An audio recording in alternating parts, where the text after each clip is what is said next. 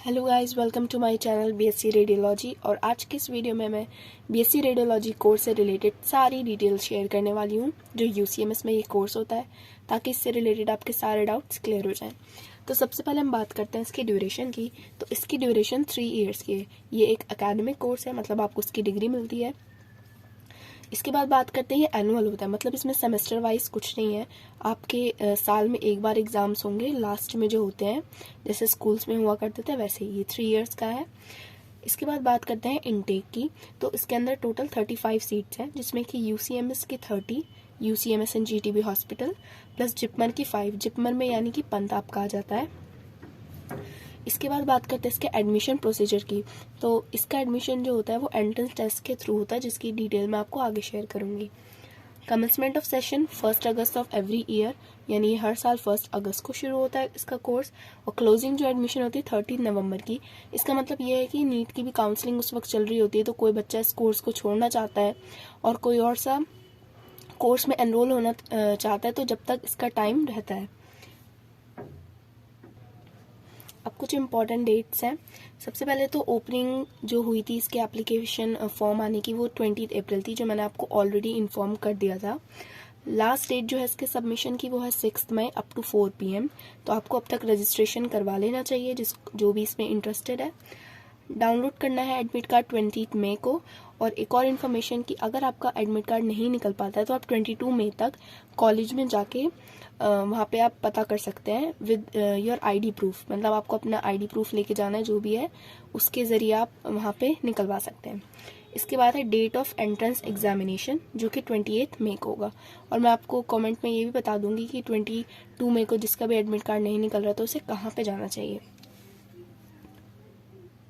अब most important बात है इसका सीट इनटेक कैसे होता है। तो यूसीएमएस की टोटल 30 सीट्स है, जो मैंने आपको ऑलरेडी बताया। इसमें 85% ड्यू कोटा, मतलब दिल्ली वालों के लिए 25 सीट्स हैं।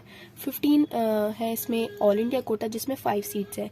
ये इसी साल से हो रहा है, मतलब पिछले साल तक ऐसा कुछ भी नहीं था, सिर्फ 30 सीट्स दिल्ली के लिए थी, बट इस बार 5 सीट्स ऑल इंडिया कोटा के थ्रू है। जिपमर में जो 5 सीट्स रहेंगी पंथ में, वो सिर्फ दिल्ली स्टूडेंट के लिए हैं। अब ये 30 सीट्स का कुछ इस तरीके से हो रहा है, जिसमें एससी की 3 हैं, एसटी की 1, ओबीसी की 6 सीट है, ईडब्ल्यूएस की 2 और जनरल कैटेगरी की 13 सीट्स हैं। अब एग्जाम डे से रिलेटेड, तो रिपोर्टिंग टाइम है 10 AM, यानी कॉलेज आपको 10 AM तक पहुंच जाना है, लेट नहीं करना है। Candidates to occupy the allotted seat, सबको रोल नंबर वाइज जो भी बिठाना होता है, वो अलॉटमेंट जो भी होगा वो 10:30 तक स्टार्ट हो जाता है। इशू ऑफ टेस्ट बुकलेट्स, आपको बुकलेट्स जो दी जाती हैं वो 10:45 AM तक दी जाएंगी। एग्जामिनेशन आपका 11 AM स्टार्ट होता है और एग्जामिनेशन कंक्लूड्स 12:30 PM, यानी ये 1.5 घंटे का एग्जाम होता है। अब बहुत इंपॉर्टेंट कि क्वेश्चन पेपर कैसा आता है।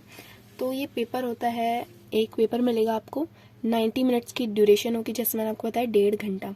इसमें आपके टोटल 90 क्वेश्चंस आते हैं, जिसमें कि 30 आपके फिजिक्स के होते हैं, 30 केमिस्ट्री के होते हैं एंड 30 बायो के होते हैं।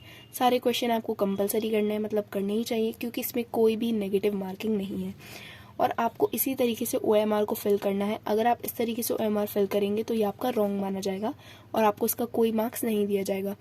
मैं आपको बस यही एडवाइस दूंगी कि अपने पेपर का टाइम मैनेज अच्छे से करें और एक एक क्वेश्चन अटेम्प्ट करके आएँ, क्योंकि कभी कभार तुक्का भी सही हो जाता है और क्योंकि नेगेटिव नहीं है तो आपके ज़्यादा अच्छे नंबर आने के चांस बढ़ जाएंगे। अब एक और इम्पॉर्टेंट बात, आफ्टर एग्जामिनेशन, अब आपका एग्ज़ाम हो चुका है, उसके बाद आपका एडमिशन भी हो गया, तो फिर क्या होता है। तो सबसे पहले तो अगर आपका कॉलेज में एडमिशन हो जाता है तो ये बात बहुत इंपॉर्टेंट कि 75% अटेंडेंस कंपलसरी है, वरना आपको एग्ज़ाम नहीं दिया जाएगा। और ये बात सच है, ऐसा नहीं है कि बाद में आपकी अटेंडेंस बढ़ा दी जाती है, ऐसा कोई रूल नहीं, बिकॉज ये मेडिकल कॉलेज है। इसके बाद बात करते हैं पोस्टिंग्स की। तो इसमें पोस्टिंग्स लगती हैं, बेसिकली हम इस वाले कोर्स में क्लिनिकली सीखते हैं, तो हमें पहले दिन से ही पोस्टिंग्स करनी पड़ती हैं, जो कि 9 to 1 PM होती हैं। इसके अलावा जो आपकी फर्स्ट ईयर में क्लासेस होंगी उसका शेड्यूल अलग आता है।